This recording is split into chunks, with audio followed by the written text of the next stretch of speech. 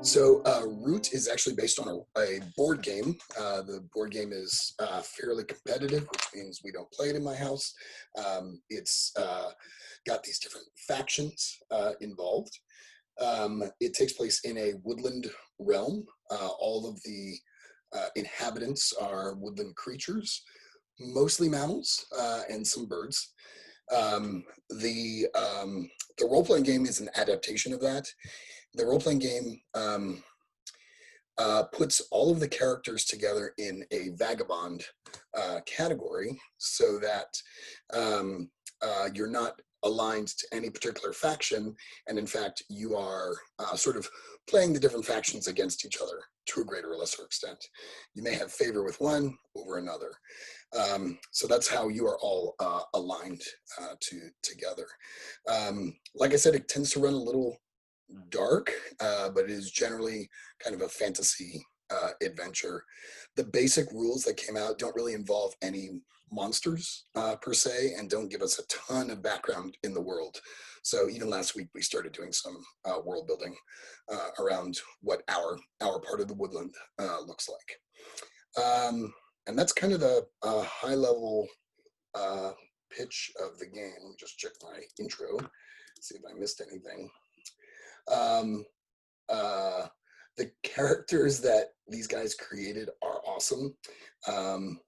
Maybe a little goofy, which I think is working just fine. So as seriously as I try to take these games, my games always end up running kind of a little on the PG-13 kind of goofy humor side. So that's the tone we're trying to strike, though there will be fantasy violence. One of the nice things about this game is you can be a fox, you can be a mouse, you can be a rabbit, you can be a squirrel, you can be a badger. There's no sort of species-related bonuses or anything. Everyone is assumed to be essentially on the same playing field. So that's Root. Maybe we'll go around and do some quick intros, and then we'll land on you and see what you're thinking you want to do. So why don't I start with John, and why don't you give us kind of a quick intro of Flip? Yeah, so Flip is a red squirrel ranger. He is a cynic at heart and always questioning and digging for what's the underlying truth and what's really going on here. His drives are discovery and revenge against a bird of the Eyrie named Three-Toed Titus. And I feel like he's kind of in this group maybe as a bit of like, there's just not a better option, but who knows, like maybe one day he's hoping to find some people that won't try and burn down everything they come across.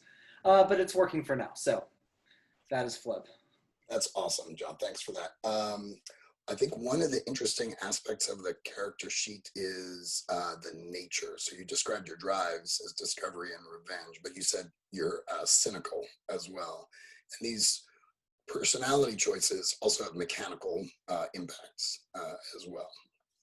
So John is going to, or Flip is going to be on the lookout for falsehoods in the clearing or in the wilderness, because that will give him some kind of benefit. I had a question for you. Because you're seeking revenge, we decided that maybe there's a bounty out for you. Do we still feel like that's a thing? Yeah, I think it's most prevalent in Eyrie controlled areas of the forest, right? That I think we established this Three-Toed Titus was a bird like of higher social standing, and basically, yeah, has distorted Flip's name and put a bounty out for him. So I would imagine any Eyrie controlled territory would be a dangerous place for Flip. I'm imagining that you were recently almost caught, and so it was a close call. So I'm wondering, you tell us what happened when you were almost caught. Who's the bounty hunter that caught Sorry, say that again. you? Who's the bounty hunter that almost caught you? Ooh, let's say it was a.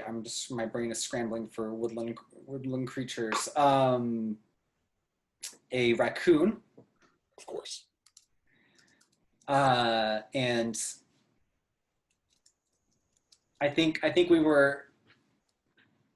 I think they maybe like picked me up while I was out foraging and hunting, and followed me back to the camp. And then there was like a late night camp. They sprung on us a camp and Ambush. Yeah. yeah, ambush. That's what I'm going with. Thank you. I'm struggling with words for some reason tonight.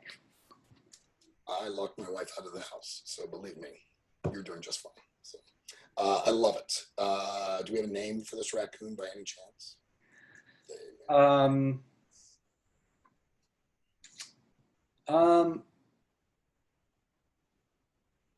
don't know.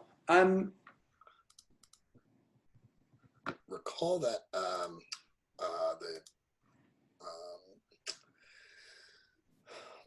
the sheets have some name ideas. Oh, okay. Let's take a quick look. Like if you go, we decided quick start is not great, but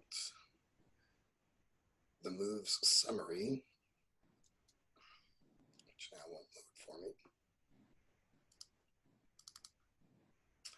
Let us name them. Kind of like thick fur. It's perfect. Raccoon, thick fur, the raccoon. And I'm gonna make her a female raccoon, a woman. Yeah. Love it. Late night ambush, but you managed to get away because you're actually really good at getting away from stuff. That's a thing that you do, right? Yeah. Yep. Yes, as was evidenced in our jail break-in / breakout. Fantastic. Cool. Thank you, John. Let's move on to Josh. Why don't you tell us about Nigel? All right. Nigel is kind of a crazy beaver. He's always working on something, doesn't really pay attention to what's going on around him if he's working on something. His experiments and whatnot can always lead to either crazy things happening or, explosions or whatever might happen. He's pretty, like dirty, dingy. His fur kind of stands on end from maybe getting shocked a few too many times. He's, kind of a bigger, fatter, more rotund, whatever you want to say, beaver. And so he's a tinker, obviously. His nature is perfectionist, so he,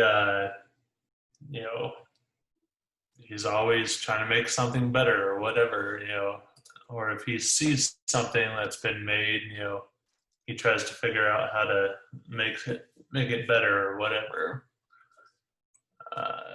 And then he's ambitious and greedy, though as far as the greedy goes, it's more of if it's something he thinks can help with his experiment or whatever, he has to have it. It's not really the money itself or whatever.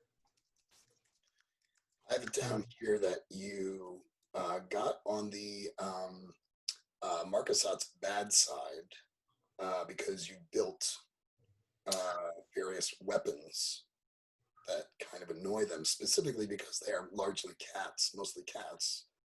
A water cannon. Yes, that is correct.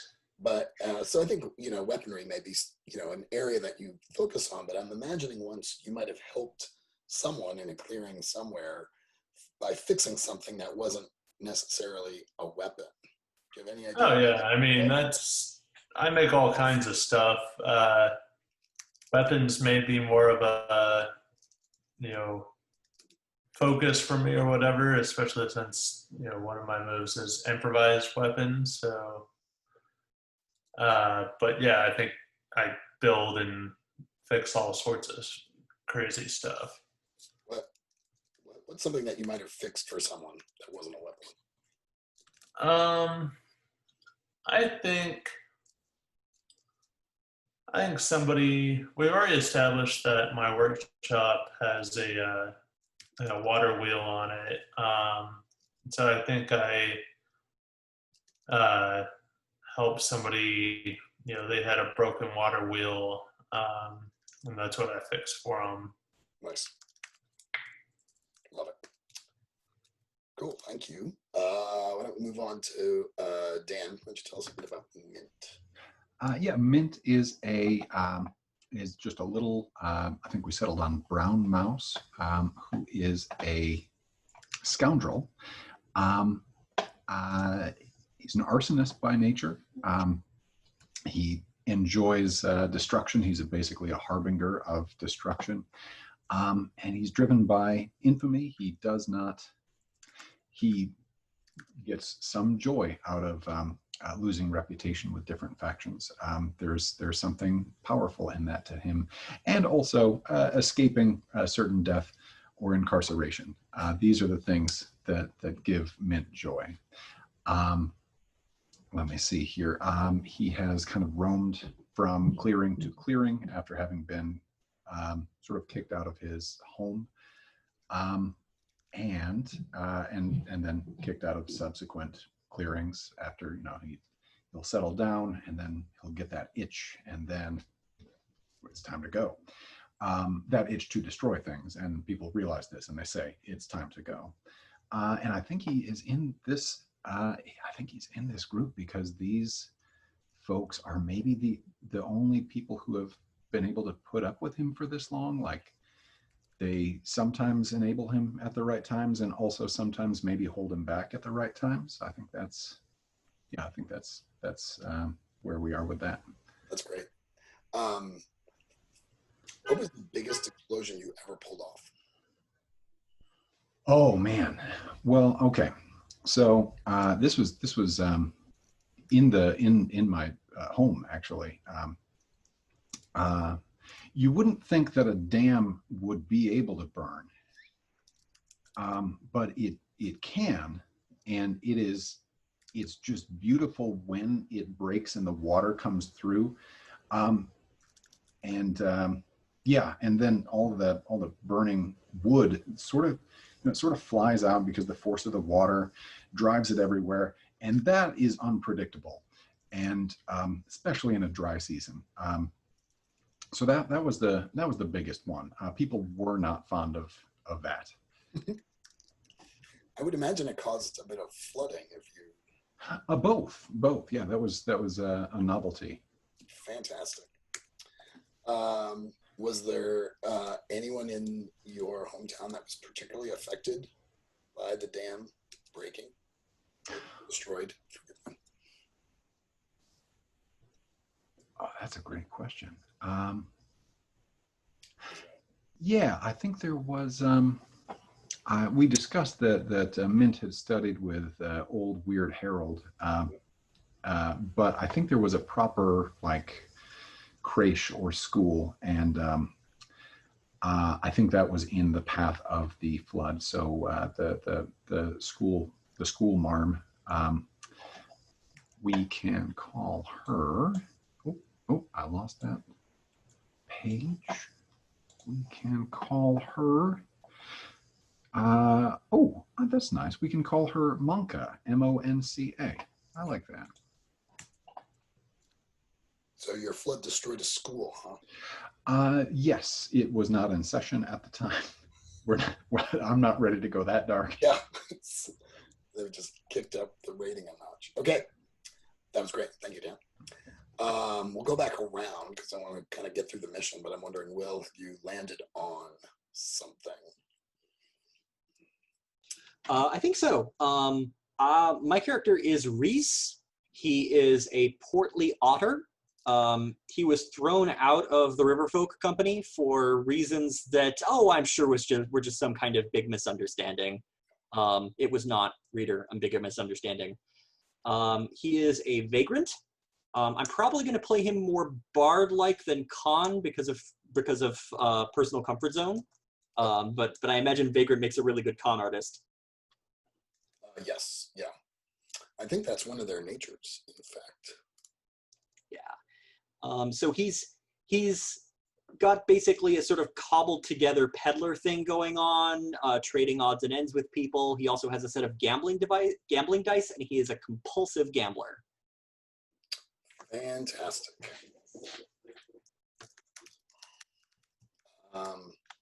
I'm okay with you kind of filling in details as we go along. Is that all right? Oh, absolutely. Fantastic. And let me kind of describe the premise of what we're doing here. In the last session, the guys were imprisoned and for just being themselves, it seemed like, and they were more or less able to break out, at least the way they tell it, and were subsequently recruited by the clearing governor, who is a mouse named Yates. And Yates asked them to basically go on this mission. There was a lake deep in the forest where the original founders of this particular clearing, Windgap, are from. And they had built a city there originally, and then when it became flooded, they moved and settled Windgap. But Yates's hope is that these adventurers, by exploring the city, they will find some lost secrets from their ancestors. And the main threat that is threatening the Windgap Refuge clearing is that both the Erie and the Marquessate, the two kind of main factions, are making their way towards the clearing, and this war between these two factions is going to come to Windgap. So Yates is kind of desperate for anything to help deal with this impending threat. So let's just go quickly around the table again. Let's start with Flip again. Flip, did I miss any details, or did you have any other takeaways from last time? And what is it that Flip wants to get out of this mission? I don't think you missed any details.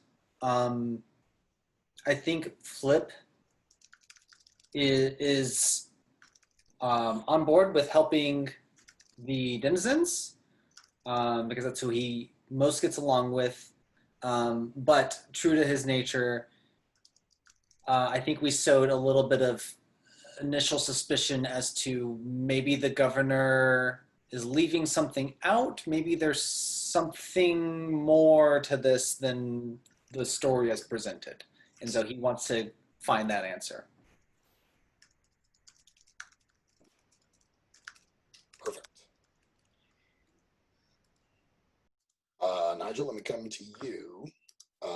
Any other takeaways from last time? And is there what does Nigel want to get out of this discussion?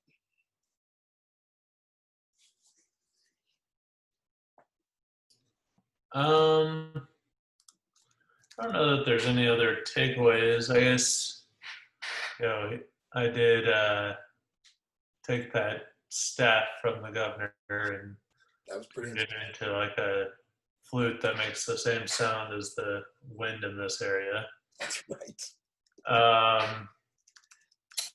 But I guess what Nigel's most interested in is, supposedly, they're hoping that, their ancestors, whatever, had something that could help them deal with this problem, which makes me think, well, maybe they had some technology that's been forgotten or something, something like that. And so he's interested in finding, what's out, what's in there that he might be able to put to use or learn from. Fantastic.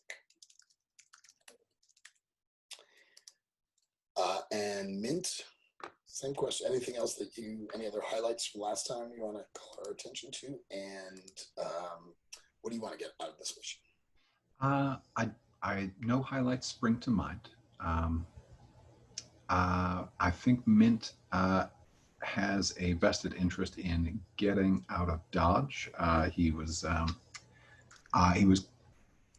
was a sort of plot to get him into the jail cell with a local tough that he'd Right. offended, Treat Pie, I think.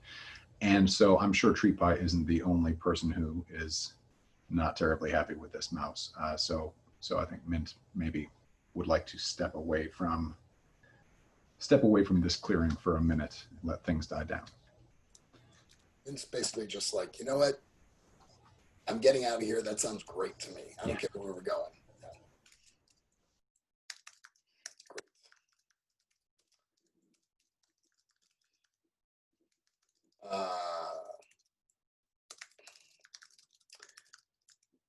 And Will, what else can you tell us about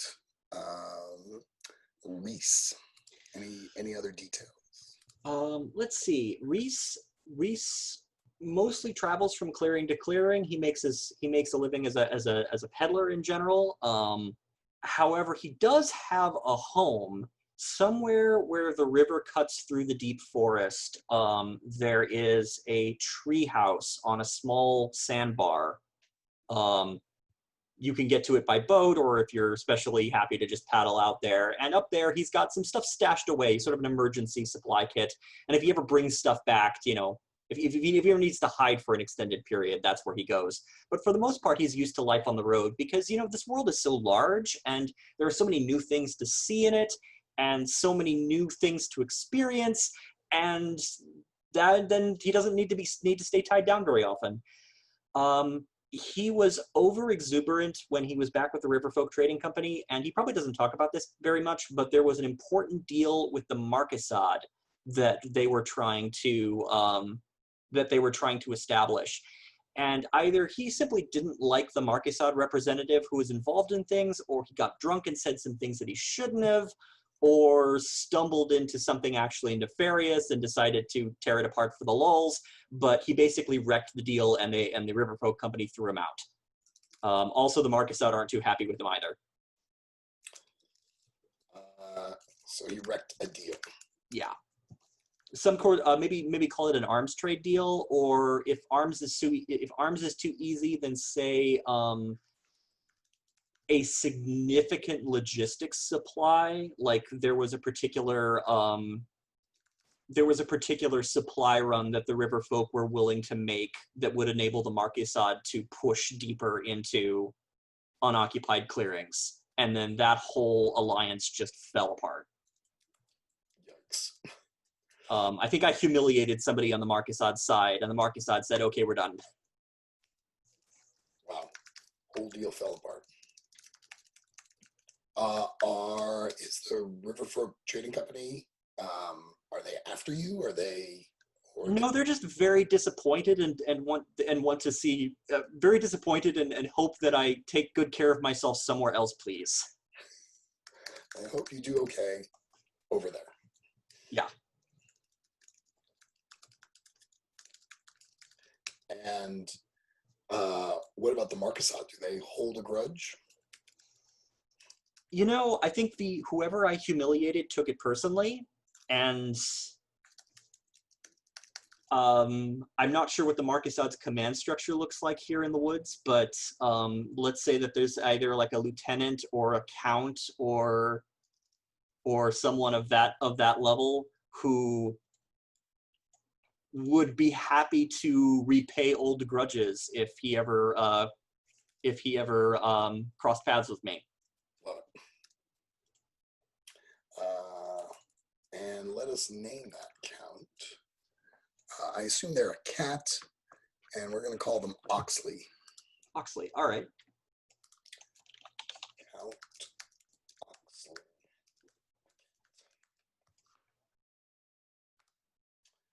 Fantastic. Will, do you need any help kind of filling out details on the sheet, or are you I'm just sort of slowly chewing through stuff. Okay. As anything in do I put in Oxley as just a random connection? Sure, you can do that. Basically, each character sheet has two kinds of connections. If you are doing the vagrant, you are going to need let me see, find it, family and a watcher, Okay. and they give you kind of Mad Lib sentences that describe the nature of that relationship, and then again, there are kind of mechanical benefits to each one. So. Right. I'm kind of curious to see what the before I pick those, I'm kind of curious to see what the family path is right now. It looks like Nigel has Mint marked as family. Yeah, And that's the only family link we have right now.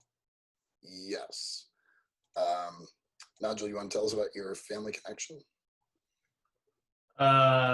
Yes. Let me pull that up real quick. So, so it's with Mint. I think we kind of just talked about it being, we didn't really say how we were family. We more talked about, that the two of us, maybe not exactly related, but we've been working with each other for quite a while. I mean, his destructive nature and me wanting to do experiments kind of get along pretty well. Right. Because, one time he helped me try to do an experiment with lightning, and we destroyed a grain silo, and So or some kind of structure like that. And I think in this, the reason we ended up in the jail in Wind Gap was he stole a bunch of grains, and we were trying to see if it was the kind that turned white and fluffy when some sort of heat applied. So we caused a little explosion trying to figure out the right way to heat it to get it to come out white and fluffy. But I think it's more of we're essentially brothers in arms, or whatever you want to say. I think is more where it comes from, especially considering he's a mouse and I'm a beaver. anything can happen. Mint, does that sound right to you? Did you miss anything? Yeah, that all sounds like what I remember as well. And Mint, you've got Flip as a partner. Can you describe that? Let me see here. I think that we have worked together to undermine the Irie, I want to say. We pulled off a job together.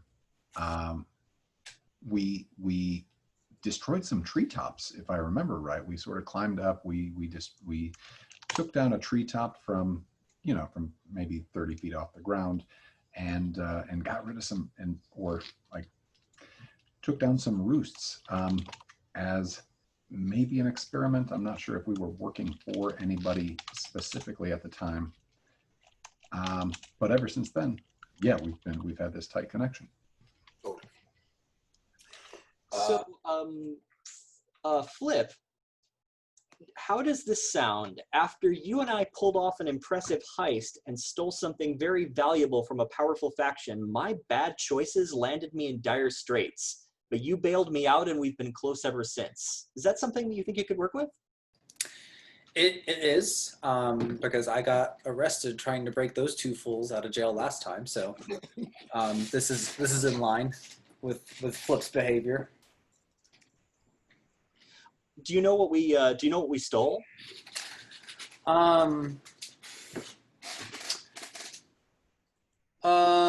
Let's say we stole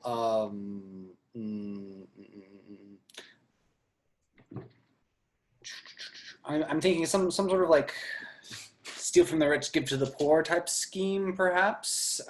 So maybe there was some food or something that was being hoarded, and maybe we took off with like a cart of an unattended cart of food, but you got caught somehow in the midst of it. I think I stayed too long to celebrate with the people we divvied the food out, and so when the guards came to track down the carts, I was overly prominent and drunk. Yeah. Yeah, of course the people were gracious for what you did and, offered up drinks freely and, well, be rude to walk away. Absolutely. Generosity is always best mirrored. Yep. Yeah, so Flip would have come along after the fact and maybe knocked a guard or two on the side of the head, and we made a clumsy drunken escape. All right. And then my other connection is somebody saw through one of my cons and turned it back on me. How? Why did we forgive each other? And I'll leave that open to whoever wants to claim it.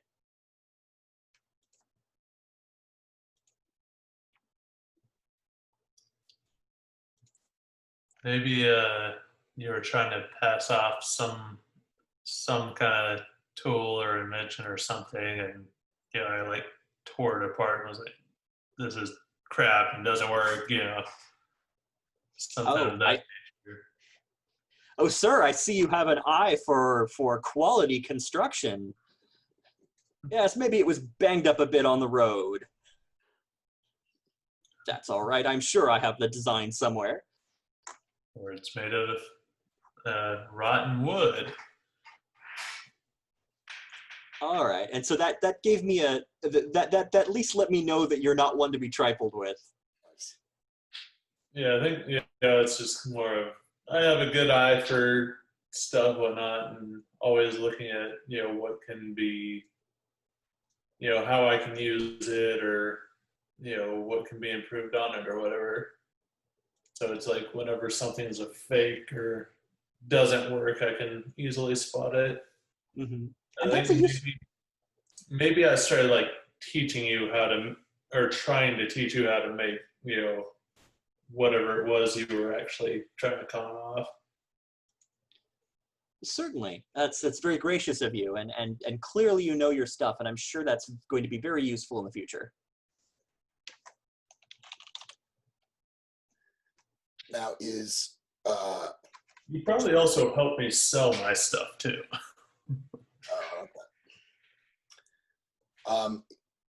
the vagrant has one of two possible natures. Natures are used primarily for clearing exhaustion, but they're also super helpful for kind of defining your overall character. Vagrant can be either drunk or hustler. I sense hustler is where you're going, but either one could work. So Yeah, this is the tricky thing for me because drunk seems a lot easier to tag. Hustler probably involves more social intelligence than I as a player have. So I'm leaning drunk, but I could see that flow. I could see that bounce either way.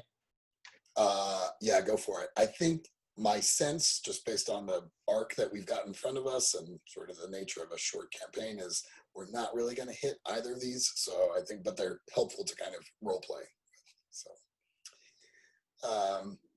and then you've got 4 advances to choose from. You can choose 2 of those advances, and I think those are also kind of important because they, they're drives, and they, if you tag one, you get to do an advance. So.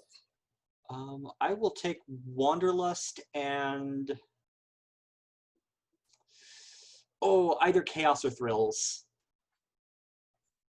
Probably Thrills and Wanderlust. That sounds great.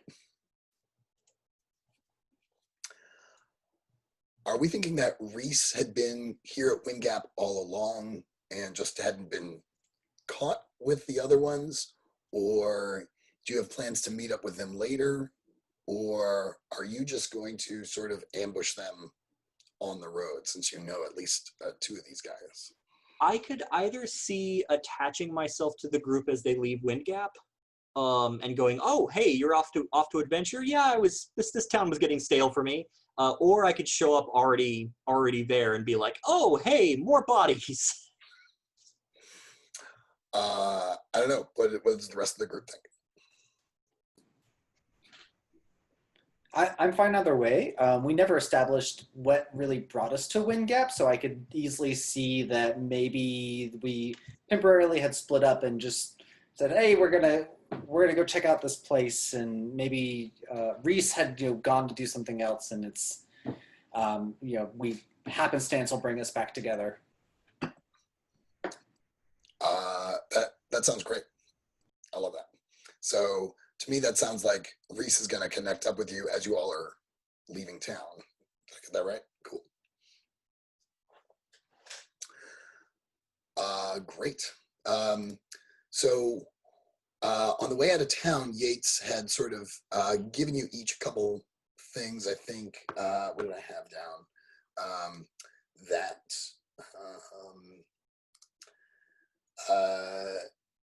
Yates had, where did I put this? Yates had provided, there we go. At least a kind of a diplomatic pouch. Does that sound right? Does that ring a bell? To Nigel, and had provided. Does anyone else remember what else was provided? My notes are not coming up. I did not get a diplomatic pouch, I don't think. I do recall the diplomatic pouch. I don't remember if it was. I got resources is what I asked for. Yeah, I see it now. Yeah, Mint got the diplomatic pouch. Nigel got an extra depletion, and Flip. I don't think you got anything, but you sort of let the Yates know we're going to reveal anything that we find, basically, to the larger populace. Does that sound right? And that maybe you were going to follow up with one of Yates's people to see if there was something else going on there. Yeah, and we don't need to play through this scene. I think he had an assistant, and I think we were maybe going to spend the night and leave first thing in the morning. And so my plan was that night to try and corner the assistant and question. I don't remember the assistant's name, but question them of. I'm most curious, why us? Why is Yates sending criminals, right? Because he's recruiting from the jail. Why send criminals instead of, town heroes or respected people? That's suspicious to me. Fantastic. Should we do a roll for this? We're here. We might as well do a roll. There's a move called Figure Someone Out. So I also have, and I'll let you say which one is more appropriate. I also have as a playbook move, Threatening Visage. When you persuade an NPC with open threats or naked steel, which I would in this case, I think. Totally. You roll with might instead of charm. Okay. That's yes. So persuade. It's persuade an NPC is the move. So yeah. So let's see it. The dice roller is up on the basic weapons and moves sheet. There we go.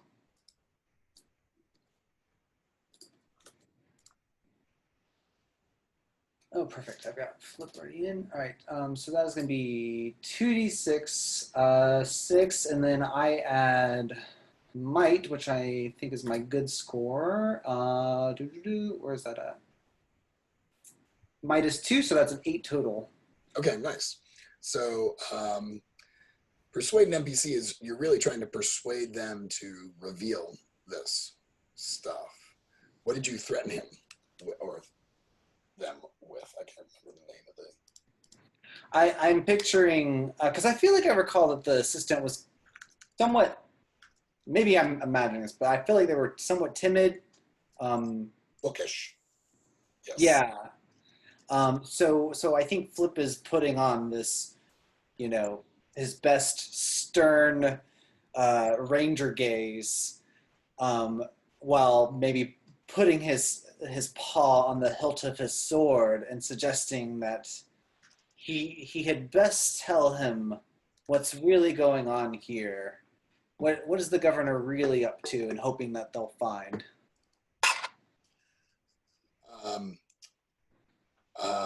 So the move says they aren't sure. The GM will tell you what you need to do to sway them. I'm imagining that you all are at the local tavern, which seems like a place that people like this would hang out. And he basically, this is a rabbit, and we're going to call that rabbit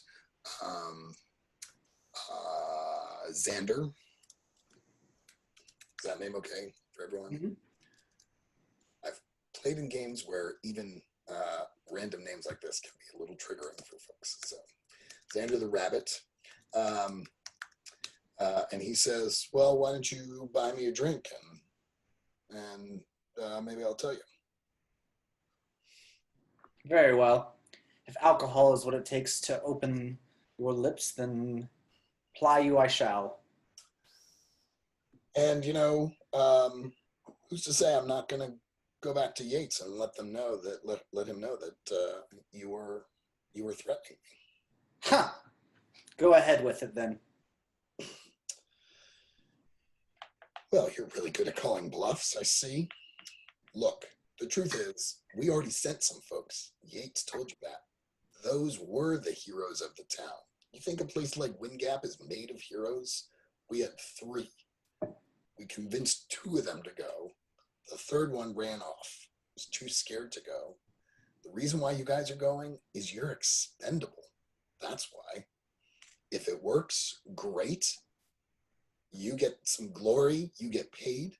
If it doesn't work, nobody cares that you're gone. What do you do?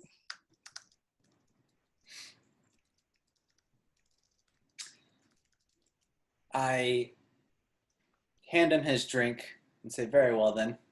I'll keep that in mind when we decide whether or not to return to the town. And I turn and walk off. He's like, damn it.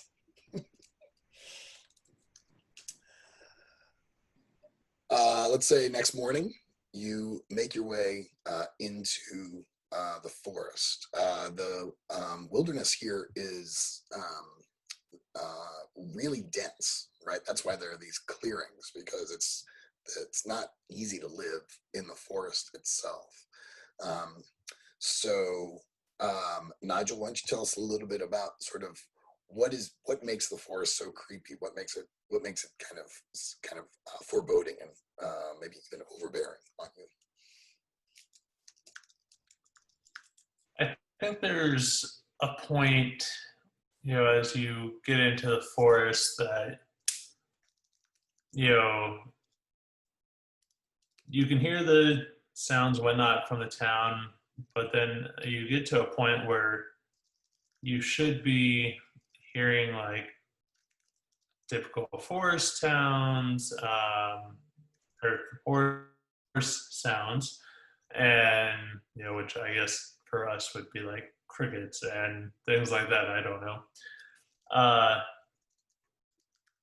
But it's just like oddly silent, and the further you get in, the more you realize that, because you can't hear the sounds from town anymore, and it's just really silent. Ooh, everybody's being quiet. I wonder what the locals know that we don't.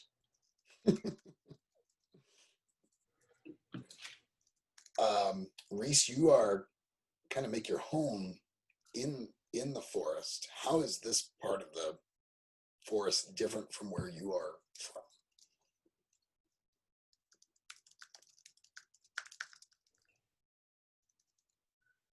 I mean, I make the part where I make my home is a lot more connected.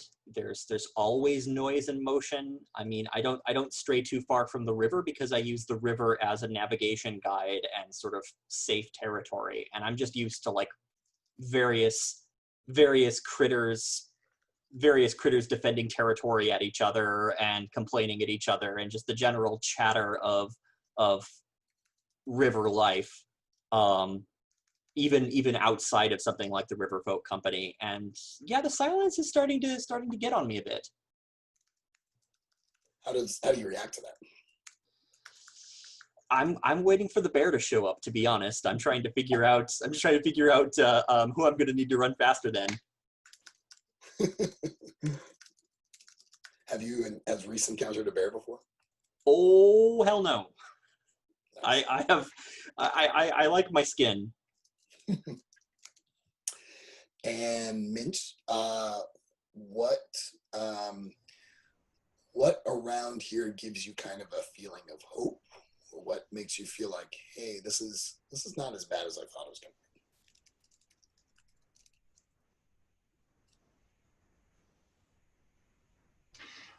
I think there is still some sunlight through the canopy.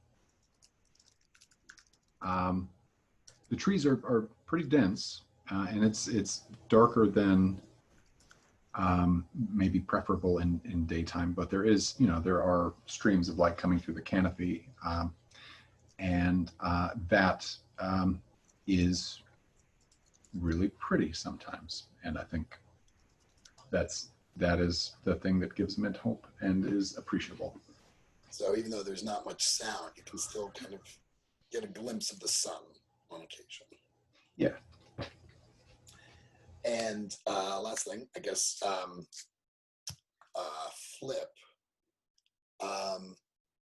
There's also something not quite right about this forest. There's the usual trees. Maybe you do see the occasional insect. Plants you're familiar with. The ground feels normal, but there is something slightly off. What's kind of the creep factor here?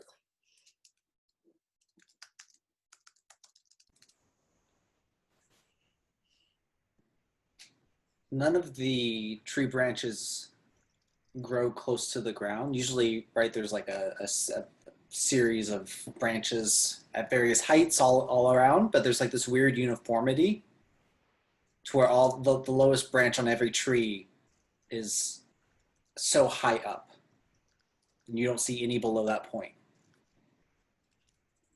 That is creepy.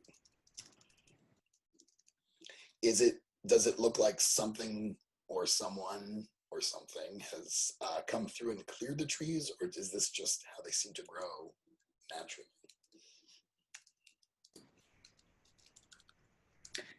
I think maybe they've been cleared. Okay.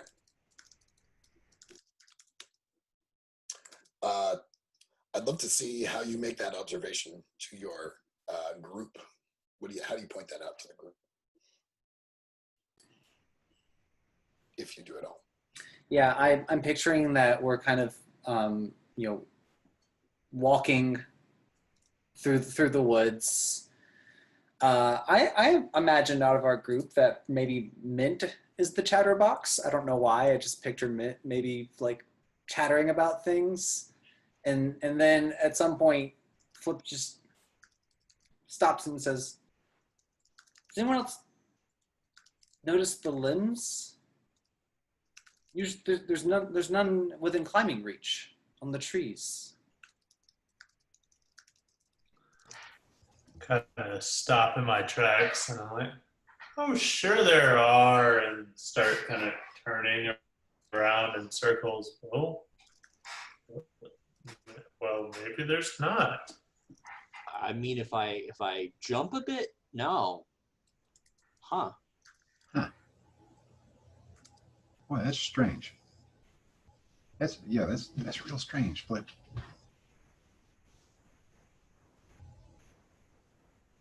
It's almost look if you look, you can see where it looks like there was once a limb, and it's been taken from the tree. Nigel, is there ever seen a machine or something that could do anything like this? I mean, what could remove so many limbs from so many trees? Kind of, stroke my face and just, I mean, I'm sure there is some. I've seen some pretty interesting saws and things that come through. Maybe someone, figured out something. Well, I mean, I don't know. It would take quite a bit of work, but I'm sure I could draw something up that could do it. Don't distract him. I'm more interested in who felt the need to strip the limbs off all the trees, and are they still around? Excellent question. And I was just wondering, what could they be doing with all of this wood? Possibly it's a beaver. You had to use a lot of wood to build a dam. Do you hear any water around? Mm. I'm not familiar with any land beavers. No, but maybe they came here not wanting to mess up their land. Who knows? Does it really matter? There's something not right about this. I'm gonna see if I can I like peer up to one of the branches? I'm kind of curious to see if it was like nibbled off or sliced off, like, or if it looks as if it has grown without branches.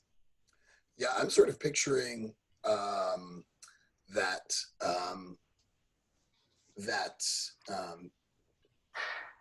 they almost look bare, like the trees have almost been stripped. And I'm thinking that it's kind of just in this area. So you were walking along, and then Flip started to notice that this change in the area. Were you wanting to do kind of a roll to kind of look carefully at something? I guess it's the only thing I can think of is kind of read a tense situation, but I'm not sure if that's appropriate here. I was just sort of seeing if does it sounds like all the limbs have been torn off the trees then? Yeah. Okay. And it's almost smooth. That's what I was looking for. It's almost smooth. So it's like you don't even see the knobs of I don't know what limbs look like when they've been chopped off, but it's sort of like it's like there was never even anything there. I'm not sure if this qualifies as a tense situation, TBH, Yeah, but it's certainly intriguing. It's intriguing, but when I look at these questions, I don't think I've got meaningful questions or answers to these questions.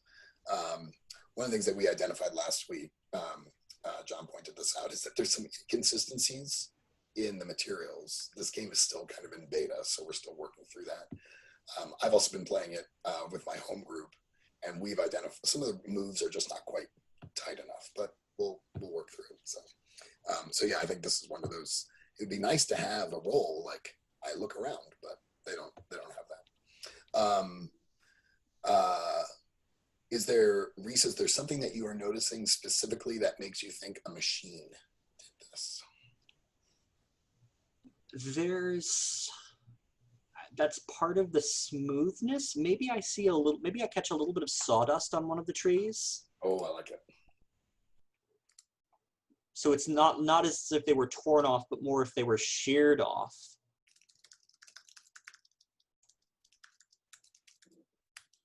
Can you? I must say, I'm sorry. Go ahead. I must say, Nigel, I'm very curious to see the kind of beaver that would do this. And I point out the sawdust.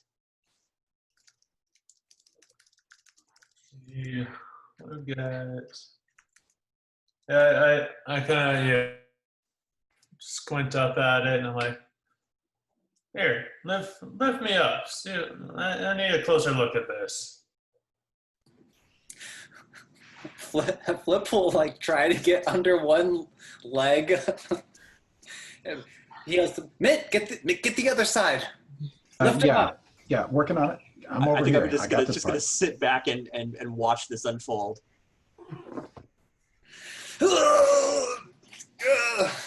This is wiggling my tail to kind of help keep the balance. I'm getting up close to it. Well, it definitely seems to have been cut with a blade of some sort. There's some teeth marks here. Yeah, definitely some kind of machine cut these off. Put me down. Put me down. Fall backwards. Yeah, I probably just fall off of y'all. I gotta like roll back up and like grab a stick and just start like drawing in the dirt. What my thoughts or ideas are of what might have done this. I think as you're kind of going through the motions of trying to lift him up and examine this, a sound just explodes in the forest to the it goes from dead silence to overwhelming. Like in our world, it'd be like all of a sudden you're standing right next to a helicopter that's working, and this enormous machine comes crashing through the forest and stops right next to you. It's got headlights. They're blinding, pointing right at you, drowning out even any kind of sunlight that might have been coming through. And I'm picturing it sort of like a rusted metallic tank, kind of sandcrawler-esque, sort of rusty, but not huge, not super duper huge, sort of like car-sized for these creatures. And the driver pokes their head out of the top, and it's a raccoon. And Flip recognizes this raccoon immediately. It's Thick Fur, the bounty hunter, and she says, "Well, well, well. If it isn't Flip, I've been looking for you. I think it's time now. You slipped away easily from me last time, but I think it's now time for you to come with me. And why don't we take a break there? And it's 2 past the hour, 2 past 9 o'clock here on the East Coast. Why don't we reconvene at 10 past to pick it up? Sound good? All right. See you shortly.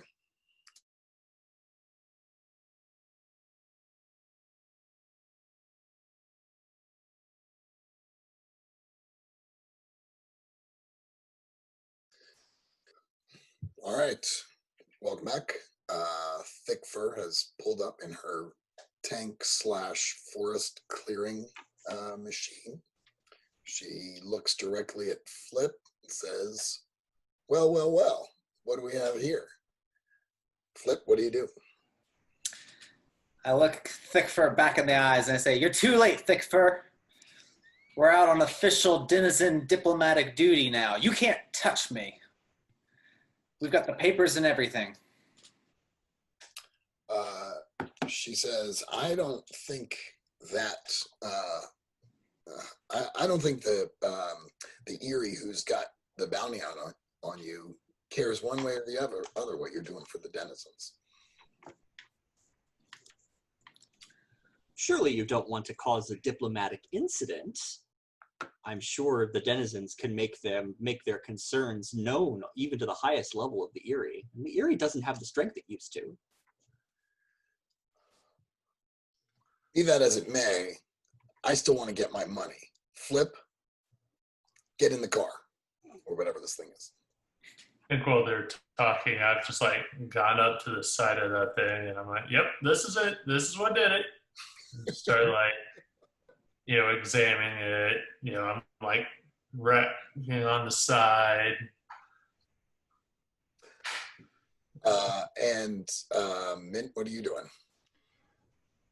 I think Mint is confused, and says, "Flip, you never told me you had a girlfriend, and she works for the Erie,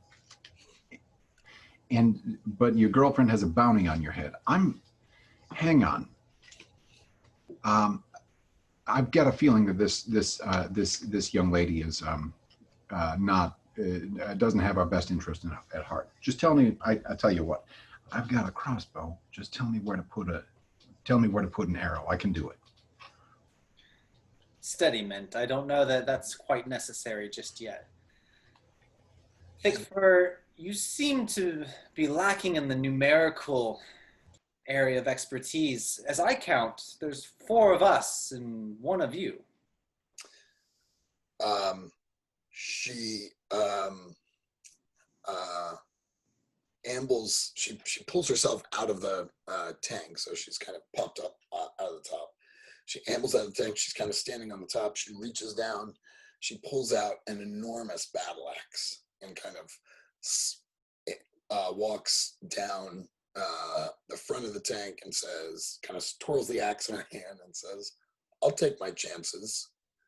Flip, are you going to do this the easy way, or are you going to do it the hard way?" Well, now she's not in the tank. I think, like, probably before she even gets down, I kind of start to climb up on top of it while still examining it. She's like, "Hey, get down, get off of that. That is not for you." Oh, come on. I'm just taking a look at it. Oh, what do we have in here? I'm like sticking my head down in it. I'm imagining a beaver butt sticking up out with its tail kind of flapping around. That's awesome. Exactly. She's like, I'll deal with you in a sec. And she approaches Flip, wanting to grab the squirrel. While she was distracted, I just slowly picked up a loose scattering of forest dirt, and I'm just casually holding it behind my back. Nice. Okay. And Flip, what are you doing? I see my compatriots and do a quick eval of the situation, and I look at Thick Fur and say, "Very well then, Thick Fur. You're after me. Come and take me, but leave the others out of this." And I'll draw my sword, and take like a challenger stance, taunting her to come and try and take me. She says, "Okay, well, you asked for it," and she approaches and takes a swing at you with her axe. What do you do? At this point, I yell, "Now, Mint," and I jump out of the way. Oh, great. Okay, cool. I'm going to say, let's just see. There's no kind of dodge type move in terms of the combat moves. But you have that special get out of the way move, don't you? The slip away. Oh, that's Yeah, I have slip away. When you take advantage of an opening to escape from a dangerous situation. So I guess that would require there to be an opening. If there's not an opening, then I would probably try my disarm weapon skill. I like slip away, and I think the opening is her kind of hefting the axe. Yeah. So Okay. give me a roll with finesse. Finesse, so I have a +1 on that. All right. So that's going to be an 11. So choose one. Okay.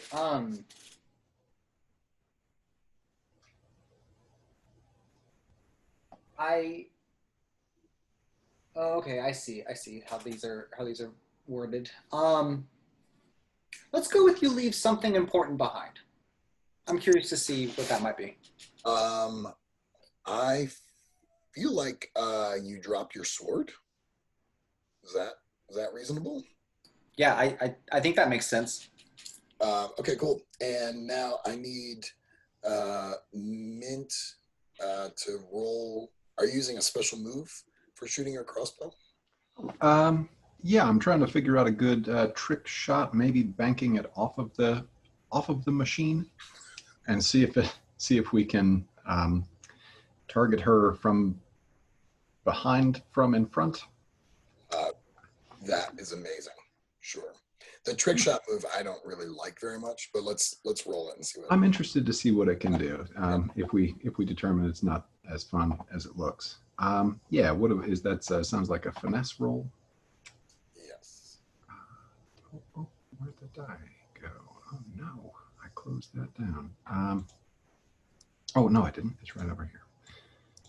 My finesse is 1. Oh. But it's 2d6, right? All right. So that is a 9 plus 1, so that's a 10. Nice. So you can choose 3 of those options, which is pretty powerful if you ask me. While you're looking at that, Reese, what are you doing when all this is going down?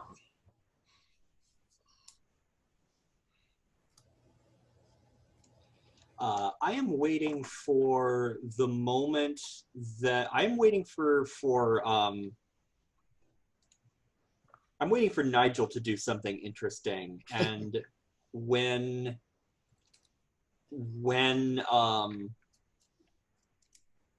our foe, was it Thickfur?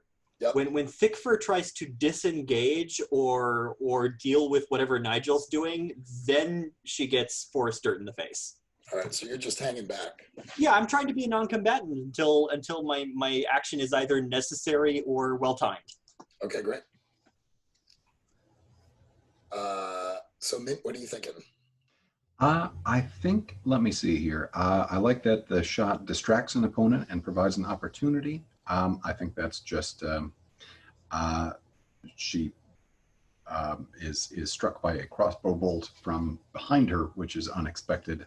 It banks off of the hood of her tank and strikes her from behind. So that's 2 choices, and let's say it strikes a second available target of your choice. We'll say that's the tank. Yeah, I think that flows the best with the fiction. That's fantastic. So, and maybe it doesn't disable the tank completely. No. It does something problematic to the tank.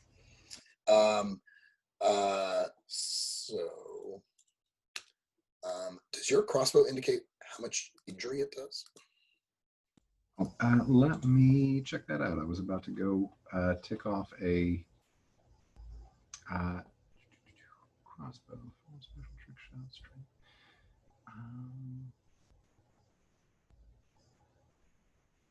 Mark decay target.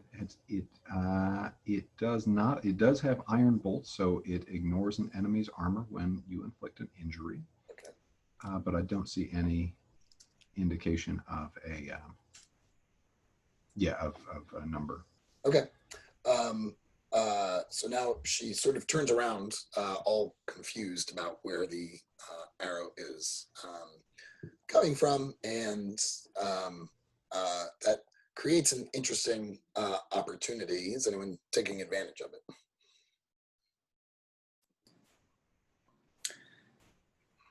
If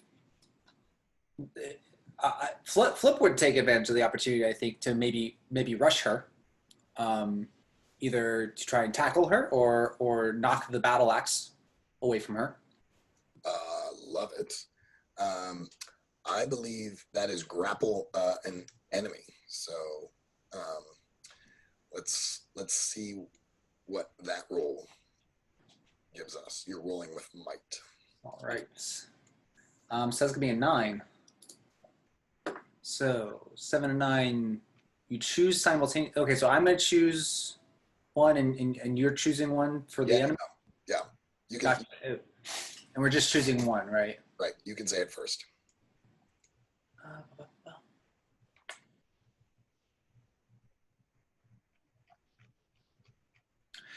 Let's go with I strike fast. I strike a fast blow, inflict injury. Okay. And she does the same. So you should mark an injury. Okay. How does I have chain armor? Does that do anything? That's a great question.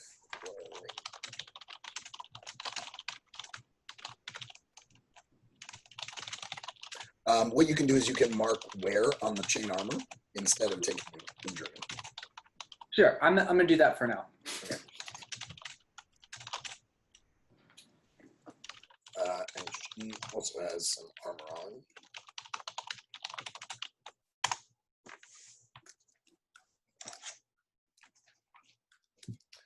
on. Should we pick again? We continue making choices until someone disengages or dies. Oh, I see. Okay. Then sure. Okay, so we're like still grappling for this thing. Then I'm gonna go for the big hit. I'm gonna exploit a weakness, mark exhaustion to inflict 2 injury. Okay, cool. What does that look like? Let's try and narrate this a little bit. Yeah, I think that so I'm picturing like they both got their hands on the battle axe, and it's Okay. like at that moment, right? Like with the battle axe, like it comes closer to Flip, and then Flip pushes back, and it goes back towards Thick Fur, and maybe he like does a bit of a twist and is able to spin the blade a bit and like nick a side of her collar or neck area. Nice. Meanwhile, she's gonna try and wear you down a bit. So she's moving around a lot, trying to get you to keep up with her. And so I think that was part of the opportunity. The weakness that you took advantage of was she was really kind of flailing and not being very deliberate about it. But now you mark another exhaustion. Yeah, and so if we are still in this and we continue choosing, I think at this point Flip maybe disengages, hoping a compatriot can jump in and help. Okay, Nigel, what are you doing up on the tank? At this point, I'm inside of it, and Sure. while everything's going on outside, since I'm curious about how this thing works, I'm like tearing apart the controls and really getting into it. Maybe showing on some of the wiring, whatever, seeing how everything works, and I would think that's either going to end up being wreck something, or since one of my roguish feats is disable device. Oh, nice. Being either one of those, but yeah, that's what I'm doing, is just kind of ripping the inside of this thing apart, figuring out how it works. That's fantastic. You can go either way. Do you want to wreck something? Do you want to use disable device? With wreck something, you're basically using might to try and smash it. Honestly, to do a roguish feat, you roll the attempt roguish feats move, which I think is finesse. Yes. It doesn't really matter because either way, it's a +1. Okay. So. Let's just see what you roll, and then we can decide how you want to narrate that.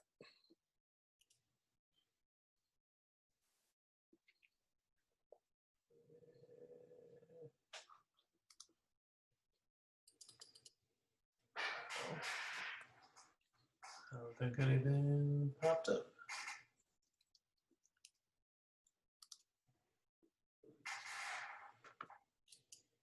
I thought I told it to roll it. Maybe I need to reload or something.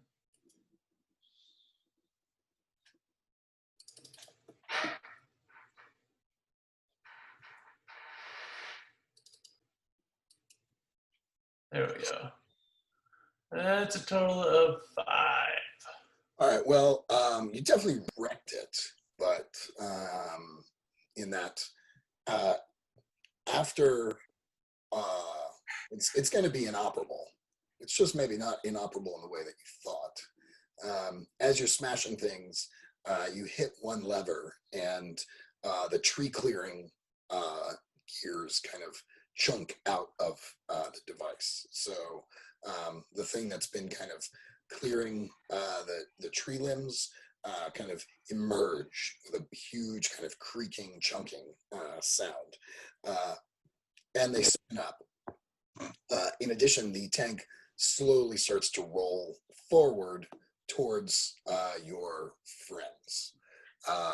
It's not going to work at some point, but for now, it's on the slow roll. Mint, let's come to you. I don't even notice it's moving. I'm sorry? I said I probably don't even notice it's moving. Mint, what are you doing? You are muted. Dan.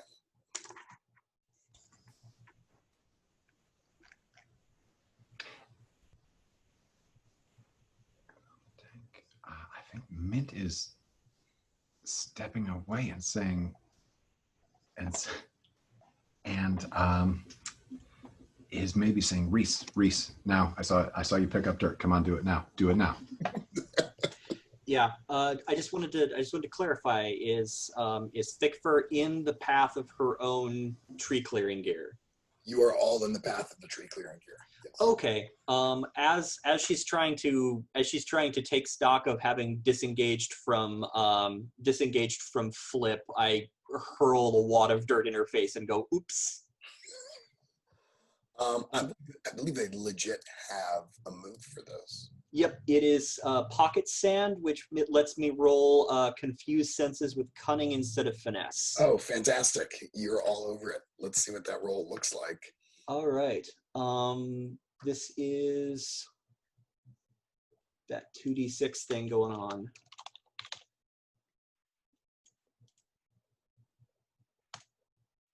Nice. That's an 11. So that is a weapon move called blind. On a hit, you have thrown them off balance, blinded them, deafened them, or confused them for some time. On a 10+, they have to take some time to get their bearings and restore their senses before they can act clearly again. Contrast with you just have a few moments. Okay, so nicely done. So she's like, what did you do, you ridiculous otter? And she's kind of clearing her, trying to clear her face.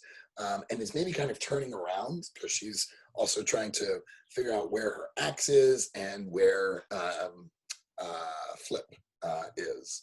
Speaking of it, which Flip, what do you, I assume, Reese, you have now moved out of the way, and maybe Mint, you guys have moved away from the oncoming tank. Is that fair to say? Yeah, I'll retrieve Flip's sword while I'm at it. Oh, nicely done. Okay. And Flip? Seeing Thickfur stumbling around, rubbing at her eyes, and the forthcoming tree-cutting device, Flip gets down to this like 4-point runner stance, lining up with the blades, and I'm going to charge and just ram into her and try and push her into the device. Oh, wow. So to be, shall we say, Fargo style. Yeah. Awesome. I can't see any reason why that shouldn't happen. So we now have a sliced and diced raccoon.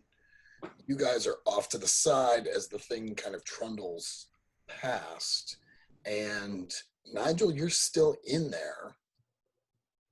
What do you do? Yeah, I think, after a bit, I finally, figure out what I wanted to with it. And so, I pop back up and I'm like, how do we get moving? Where did you guys get so far away? And I'll just kind of, get out and jump off the back of it towards everyone else. Not the side with the blades. Watch the plate. That thing kind of rolls off. Now that I think about it, I think Flip, I want you to mark exhaustion for that that kind of headbutt thing that you, or the ram that you did. I don't know what a football move is. Like you bumped them, right? So that was fantastic and disgusting. So thank you for that.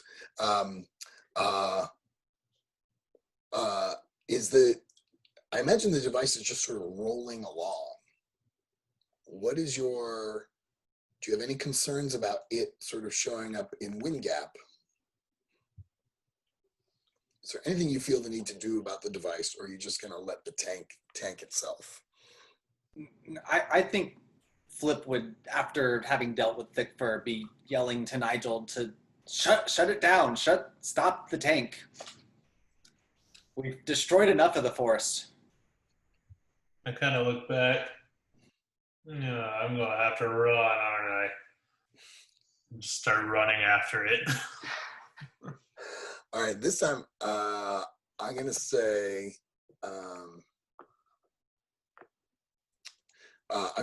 you should do the roguish feats to attempt to disable. Let's see Okay. what it looks like. Works for me.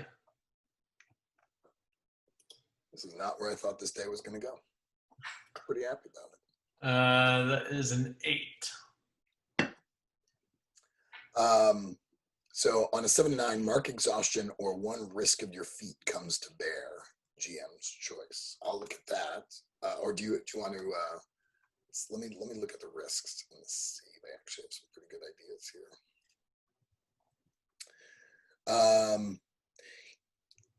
It's going to take 2 marks of, or it's going to take a mark of depletion. You have to expend some resources to try and get this thing to disable. So it's your choice. You can mark exhaustion or depletion. Since I've got that extra depletion, I'll just take it. Nice.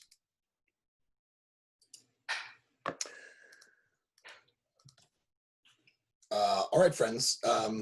You see that the device has kind of cleared this way along the forest in the direction that you want to go in.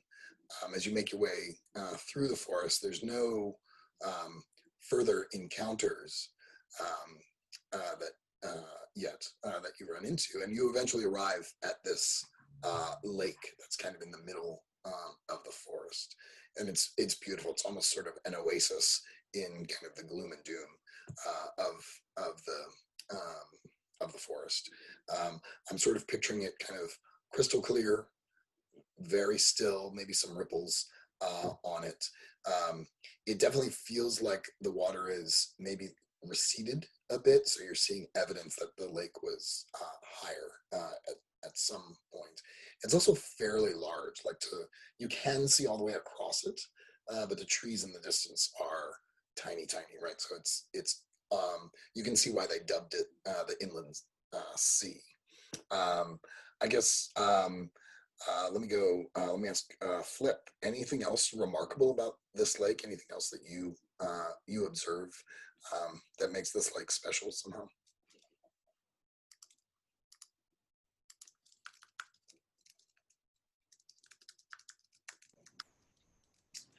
I think a ways off, so still where the lake is, and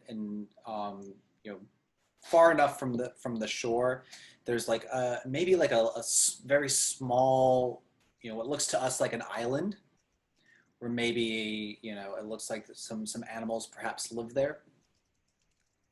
Yeah, and in fact, there is an island in the middle, and not only do you see maybe a couple of creatures, denizens, who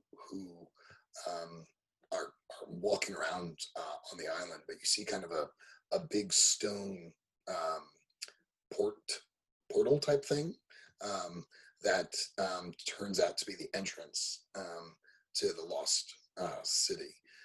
So at some point, all of that was underwater or very, very well submerged under the water. And in fact, you're a little surprised to see some denizens over there. I mean, you had heard other people had been informed about this, but you were not expecting to see so many folks there.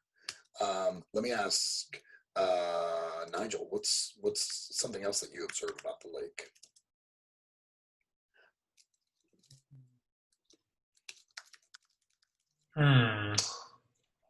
See, something else about the lake. I think, now that the lake has receded, whatnot, and there's that portal on the island, I think there's statues or some kind of carvings that can now be seen sticking out of the water that normally would be, at least under a few feet of water. Are they statues of the woodland creatures? I think they're eroded enough that they're just vague shapes, but they were clearly carved. That might be a bear, could have been a beaver, could have been a rabbit. It's definitely like woodland creatures and whatnot, but it's hard to tell what they are because they've been eroded by the lake. Fantastic. Reese, what's something that you notice about kind of the local plant life here that's distinct from the forest? It looks cultivated to a certain degree. It looks as if there has been effort over the generations to make sure that helpful plants and herbs of the medicinal or food variety are generally available, and the mix of flora in the area makes it seem as if there had been significant effort to cultivate useful herbs. Fantastic. That's great. I'm also imagining when you said that, it made me think that maybe these herbs are fairly rare in everyday clearings, but and that they're kind of some ancient variety, right? That were sort of helping the city before it drowned. That's great. And Mint, come to you.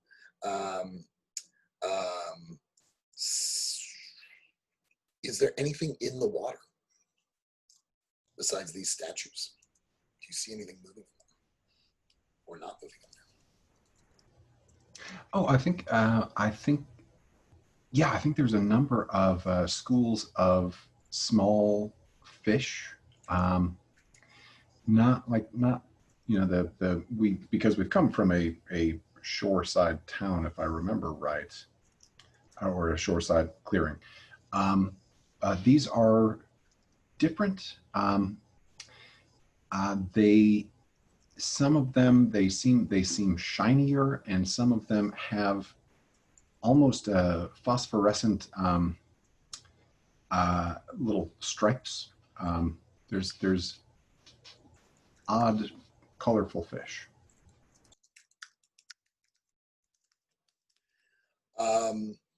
That's great. That's lovely. So also fish that maybe you haven't seen before. Is that fair to say? The island is in a fair distance away. I'd love to hear the conversation between you all that sort of tries to figure out how we're going to get over there. What does that sound like? I think Flip is standing there just staring at the water and then just admits, I can't swim. Yeah, when they said receded, I did have a different picture in my mind. When they said the waters had disappeared, I thought that it might be dry. I was kind of hoping the same. Huh. Well, I know two people here who can swim. Whether that's a good idea or not, I'm hesitant to paddle out there and find out if there are any local wildlife that might consider me tasty. I just sort of look out for gators and stuff like that.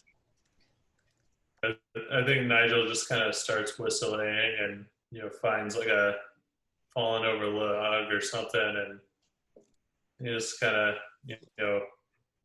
probably have some like measuring tools and whatnot on that tool belt that I have, and I'm like measuring and making marks on it, and not really paying attention to y'all's conversation other than the initial one of I can't swim. So your intent is to carve a boat of some sort? Yeah, which I figure would fall under the jury rig. Oh yeah, let's see that. Makeshift device on the fly. It might sink. We'll see. What's the worst that could happen?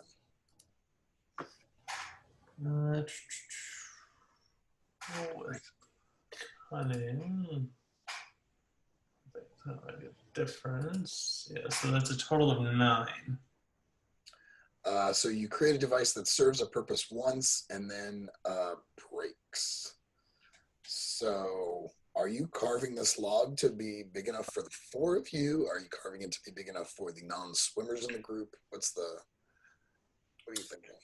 I don't think Nigel paid attention to what Reese said about not wanting to swim out there, and so he was just working on for it'll be big enough for the 2 of them. Okay, for Mint and for Flip. Yes. Okay. Well, you'll be bigger than me if something comes. I can work with that. Nigel, what would we do without you? You, sir, you are a godsend. Oh, here I thought I was gonna have to get all wet. Oh man, this is a load. I guess you drowned without me. I don't know. That I very likely would. Okay, I'll climb into the boat and what then? And Flip is just climbing into the boat probably before it's even like been set into the water, not realizing like how this has to work. I think Nigel's say, well, I'll just kind of be using my tail to propel us forward, and I'll push from behind. So that's what my plan was.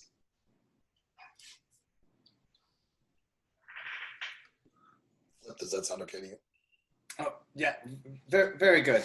I will keep a stern lookout for any danger. And Mint, how do you react to all this? Yeah, I can get in that boat. That sounds good. I think he gets in the boat, admires the craftsmanship, admires the fine sawdust that's around. Very very flammable. Very there's a lot of potential there. And Reese, you said you didn't want to swim.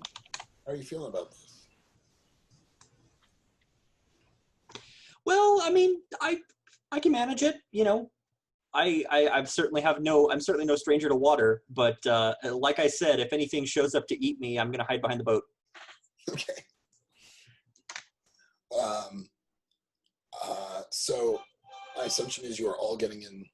You're all getting in the water. We've got Flip and Mint in the boat with Nigel pushing it along. Does that sound reasonable? Any other precautions or any kind of other things that you're doing before you get in the water? I might have paddled around a little bit just to make sure that the water didn't feel wrong. Okay. Like, you know, just check my paw on it and make sure it's not weird enchanted water or anything like that. Okay. Maybe this is now when time where we can use the read a tense situation. Does that seem right to you?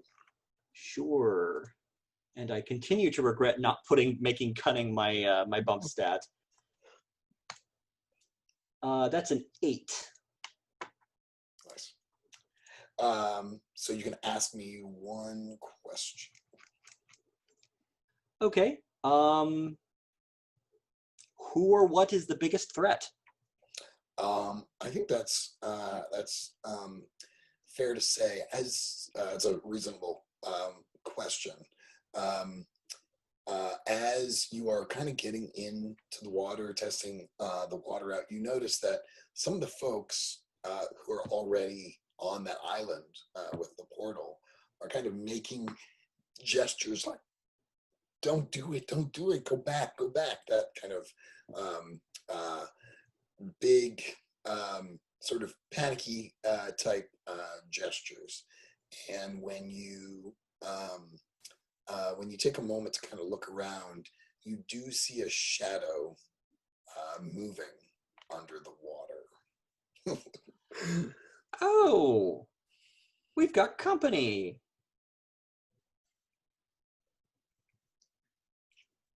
What do you do? Well, and that shadow, it's large enough. I'm assuming the shadow is large enough that the boat would be a tasty snack. Um, it sure, that's fair to say.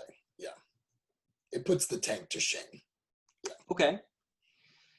So our friend out there might not be so accommodating to let us get to the island. And I wave in the direction of the shadow.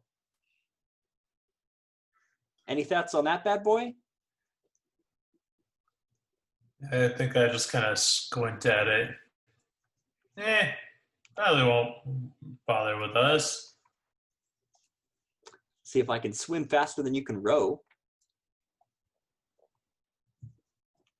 I'll be paddling, not rolling, but Maybe Mint, can you fashion little cherry bombs or something that maybe we can use as depth charges if it gets too close?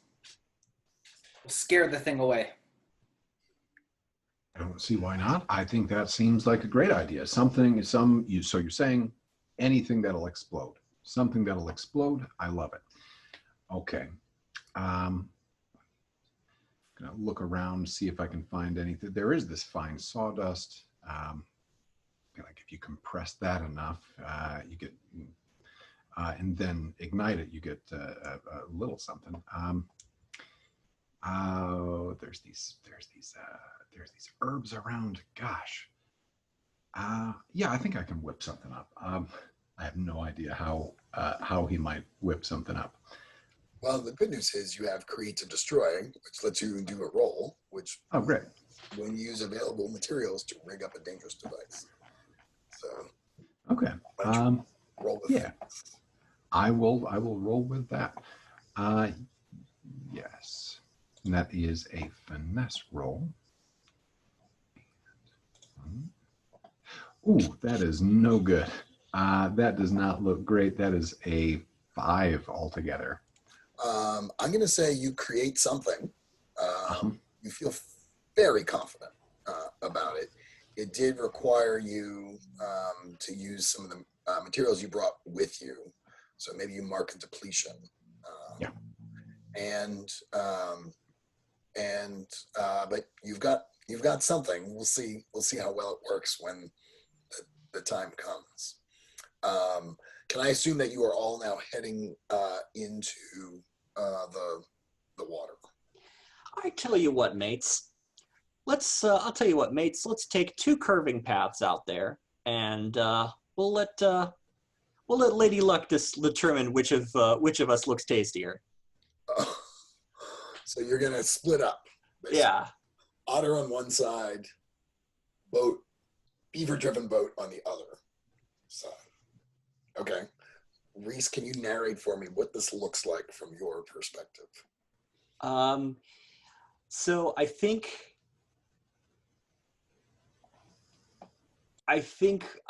Reese sort of like does some limbering stretches and tests the air and rubs his paws together and then sort of gives a salute and jumps into the water at an oblique angle from the path that he expects the boat to be taking. Love it. Are you swimming on the surface? Are you swimming underneath? Are you kind of doing dolphin dives? What do you? I'm not enough familiar with otter locomotion, but let's say dolphin dives. Okay, love it.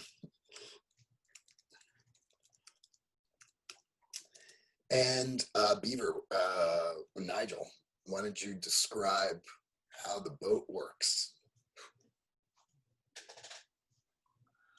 I think I built pretty good handholds for myself to hold on to the back. And so, like I said, I'm paddling with my tail. I think I've got that smithing hammer, and I think I've kind of like put it kind of in the back in a way to somewhat be like a rudder to help me make it directional, and I'm pushing it along, trying to follow this otter's idea of going in opposite ways, though I'm like the straight path is the quickest one, whatever. But I think I'm like, with the way it's not cutting through the water quite like I'd like it or whatever, I'm just like complaining the whole time about like my own workmanship on it. More worried about the detail. That's awesome. All right, so there is quite a useful move for this, which is called Trust fate. Trust Fate. So, Otter, I think you roll with luck, and then I'll leave the other group to decide which one of them rolls with luck. All right. I get a 12. Nicely done. Fortune favors the bold. Yes. What is the fleeting opportunity? Or you know what? Why don't you think about that for a moment? Which one of you is going to roll for the boat group? Who's got the best luck? I think that's me. I've got a two luck. All right. Yeah, you got me beat for sure. How, Mint, how are you sort of driving things? I'm kind of imagining you're maybe steering by tapping the beaver on the shoulders. Maybe you have some other idea of how you are running the show here. Yeah, I like that. I think maybe there's a bit of twine involved, like not like reins or something like that. But yeah, tapping on the shoulder is probably the most straightforward way of doing that. Okay, cool. Cool. So let's see you trust fate. Oh, you both. Also 12. All right. Here. Reese, what opportunity did you find yourself with? There was something I managed to convoy my way on my path such that I got to take a breather on a statue that was poking up out of the water, and there was a gem that was sort of tucked away on a ledge on the statue. Fantastic. All right, so you got yourself a gem. What is there something special about this gem? Is there I don't know. We'll find out.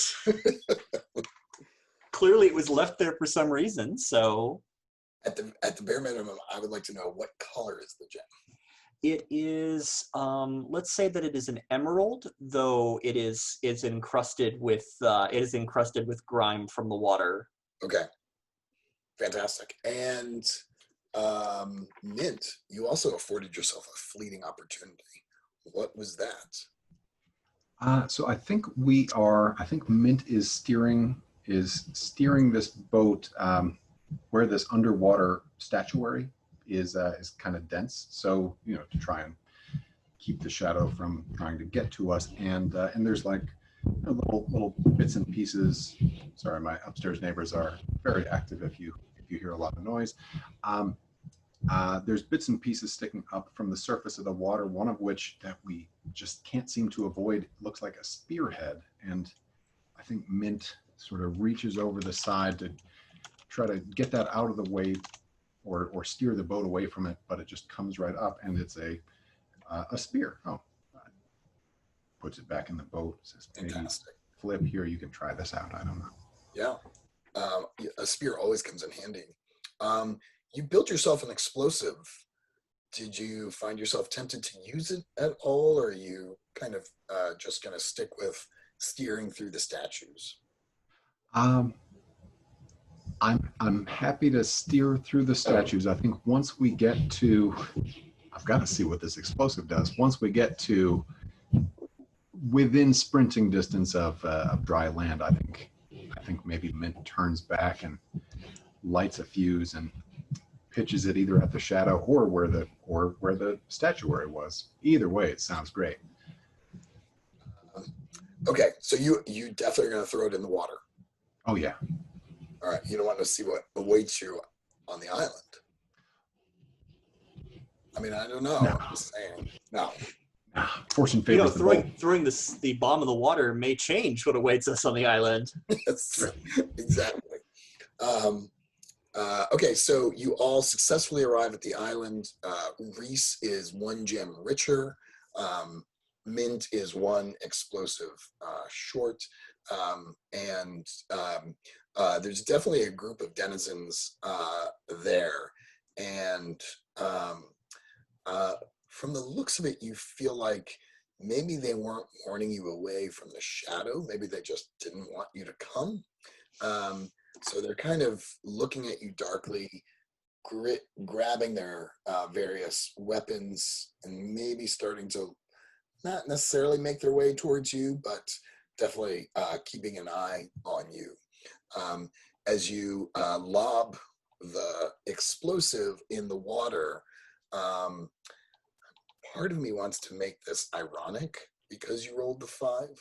And so the creature that emerges is not actually anything scary or dangerous, but sort of, let's not make it intelligent, but maybe kind of like a manatee type thing. Like it would have been super friendly for you. But look, I understand. I don't like harm to animals either. So let me read the table. What are we thinking? Or we can just make it, since it was a 5, maybe it just doesn't explode at all. It's past my bedtime, so I get really dark. Maybe the manatee was like it's like an albatross to these people, right? It's like a sign of good fortune, but the explosion drives it away from the area. Oh, I like that. Yeah, it shocks it away, frightens it away. Frightens it away. Okay, good. So, We're all cut from the same cloth. I really appreciate that. Josh, I'm going to bring this up since my boat only lasts for the 1 use, whatever. I was going to say, I think like once we were pretty close, it would definitely like start leaking and kind of starting to sink. Yeah. And I wanted to know how Flip and Mint felt about, like especially Mint saying he didn't want to get wet. I feel like by the time you're arriving at shore, like you're barely even in the boat anymore. Like it's so sunk into the water. It's just we have a squirrel head and a mouse head, just kind of like above the surface. Flip has been attempting to bail out the boat the whole time, screaming, "Oh God, we're not gonna make it! Mint, we're not gonna make it!" So maybe that's why Mint threw the explosive. Yeah, to lighten the load a little bit. So I think what I'm going to say is whatever is in the water is kind of a good omen. And maybe it is intelligent because it actually threw the explosive back at you. So you kind of imagine you lobbing it in, waiting for the explosion, and then it's just this thing that kind of just sails right back and lands at your feet. But you rolled a 5, so it doesn't explode. It just sits there and maybe kind of crumbles apart. So let's pause there. I've got 1 past the hour. Let's reconvene again at 10 past, and we'll use our last kind of 20, 30 minutes to see what the entrance to the city looks like. Sound okay? Fantastic. I will see you in about 8 or 9 minutes.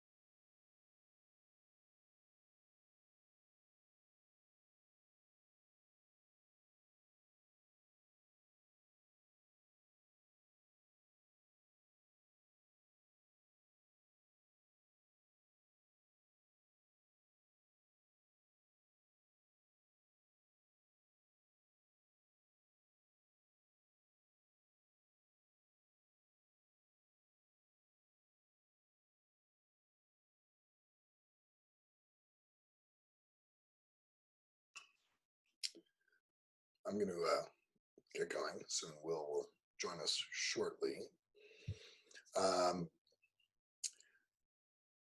So, though a key NPC, I think, will be here from Will's perspective.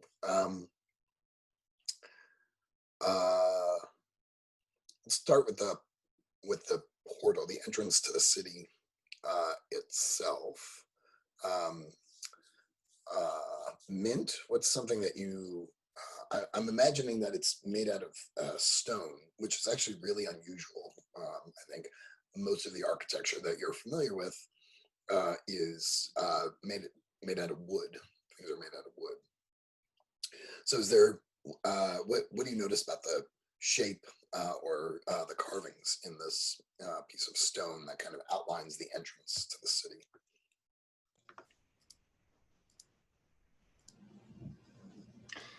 I think the opening is a circle, like as close to a perfect circle as, unless you took out like a compass, as you could imagine. I love that. Is it like just big enough for your average denizen, or is it sort of like twice as big? Like what do you think? I'm seeing it bigger. Yeah, I'm seeing it that it definitely dwarfs a mouse or a squirrel. I can see maybe a raccoon being about half the size of it. Okay. Yeah, in the world of Root, denizens are all about the same size, regardless of their species. So, which is weird, but here we are. Cool.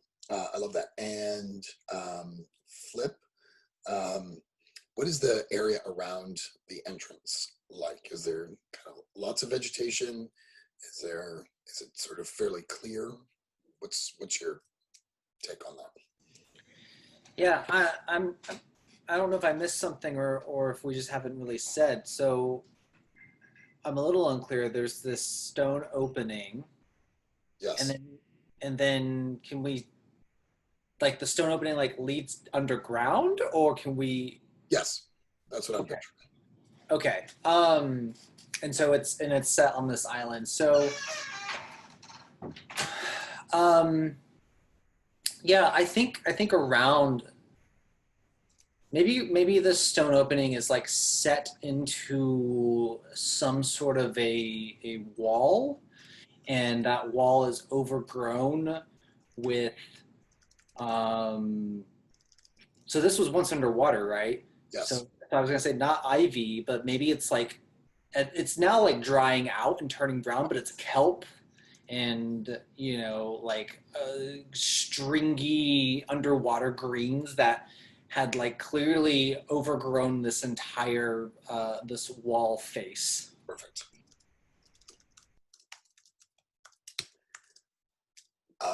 Reese, how's the wall decorated? Or is there any decoration, or is there any carving on the walls, or just a natural stone face? The carvings of the walls show a gathering of denizens of various denominations, including some cats and hawks that are not put in positions of prominence. They're just sort of mixed in with everybody else. Mixed in, just notably present, like we go, oh hey, that's not iconography you see usually, but mixed in with the other denizens. Love it. And I'm kind of imagining that the carvings of these things are very stylized. So even though you recognize the drawings, they're not a style that you've seen a lot before. But maybe I'm making that. Or did you have something else? No, that works great. Okay, cool. Nigel, what is something kind of uniquely mechanical or sort of technical that you observe about the entryway? Something that's unique to Nigel's eyes.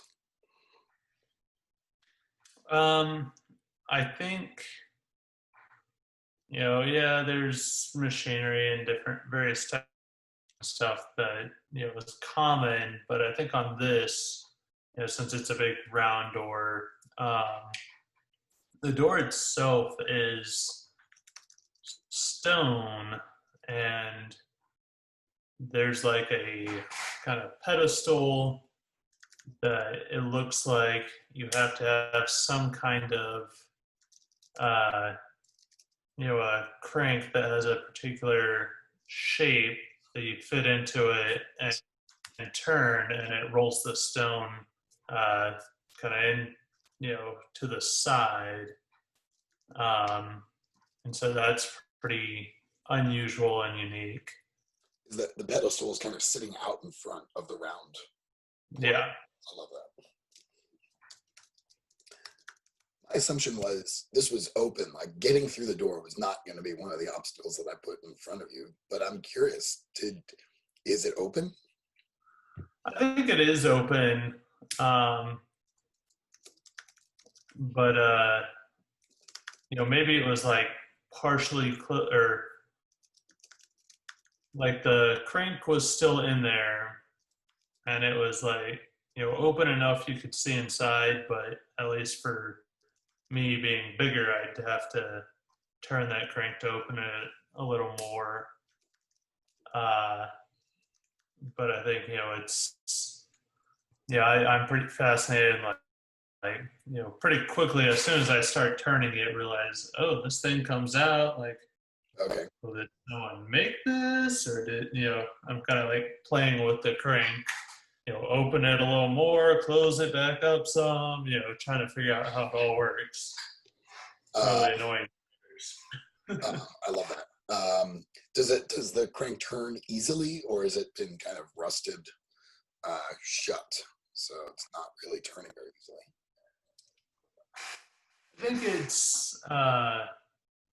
I think it opens fairly easily because it's stone and not like metal or anything. Okay. Like everything is made out of stone. Okay. All right. And so it opens fairly easily, but it's like you can tell this crank is not the original one. It's just one that someone else made. Like the crank is wood. Fascinating.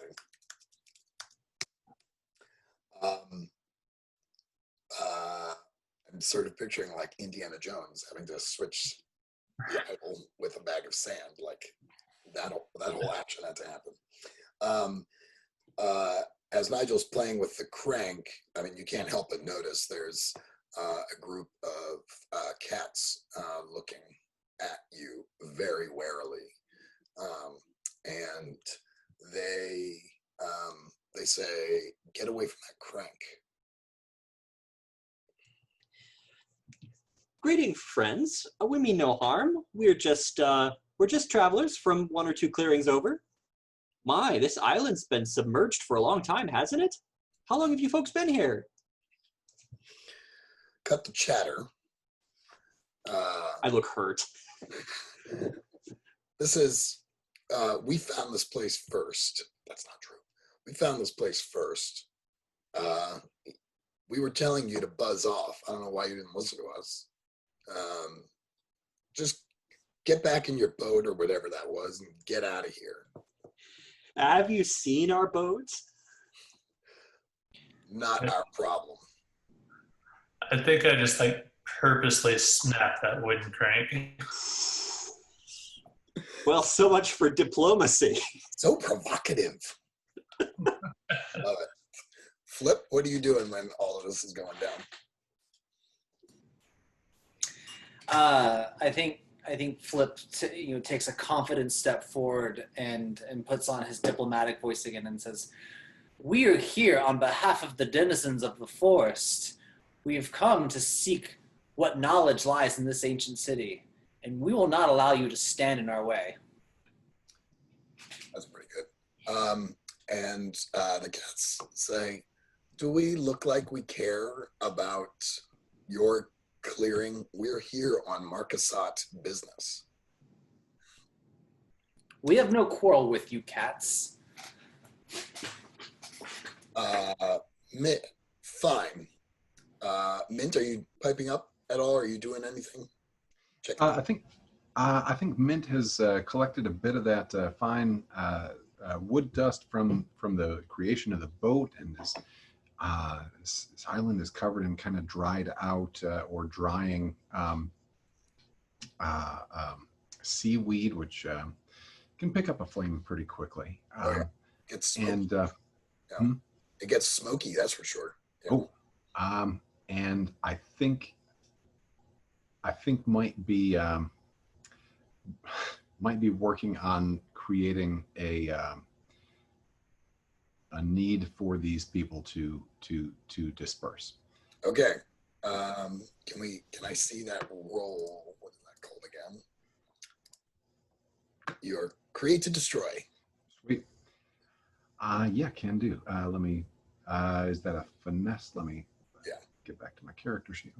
It is finesse. Okay, and no luck with that. Okay, that's another fail. That's a 6 altogether. All right. Why don't you? I think between nearly drowning in the boat and working hard, I'm going to ask you to mark exhaustion. You've got something. You don't know if it's going to work or not. Reese, have you continued your patter to try and convince these folks that you're here on legit business? Sure, but I am also trying to sort of size them up and get a sense of how dangerous they are. Are we?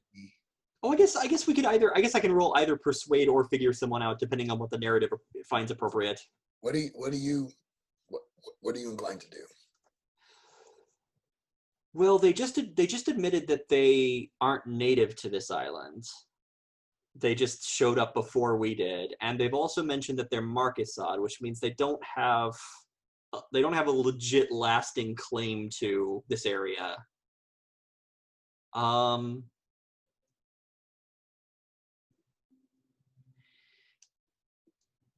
Tell you what, folks.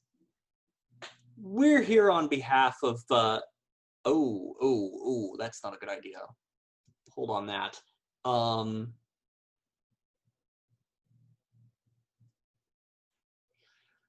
Tell you what, folks, we're here on a mission of reclamation that is very important to the denizens of this portion of the forest. And if you let us through, I imagine that you will make great dividends in your continued aims with the local forest creatures. Think of the long term. Think of the good of everyone here. Is this potentially trick an NPC? I guess there isn't really much of a promise or a threat that I'm giving them. Right. I'm not telling them we're from Wing Gap because I don't actually want to bring fire down on Wing Gap. No.